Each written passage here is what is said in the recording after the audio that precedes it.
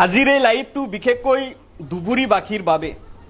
ধুবুৰীত আবেদ আলী নামৰ এজন ইউটিউবাৰ আছে আৰু সেইজন ইউটিউবাৰে যোৱা কিছুদিনৰে পৰা সামাজিক মাধ্যমত তেওঁৰ গ্ৰুপ আছে আৰু সেই গ্ৰুপত কেইজনী ছোৱালী আছে।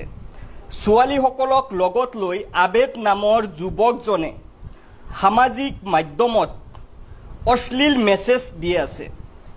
আপোনালোকক মই পোনপ্ৰথমতে সেই ৰীলবিলাক আপোনালোকক দেখুৱাবলৈ চেষ্টা কৰিম, যদিও দেখুৱাটো উচিত নহ'ব, তথাপিও দেখুৱাবলৈ বাধ্য হয়।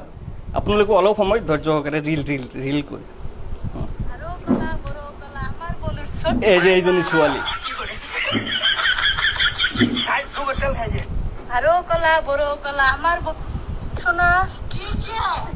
মই দেখুৱাই আছোঁ, আপোনালোকে অলপ সময় ধৈৰ্য।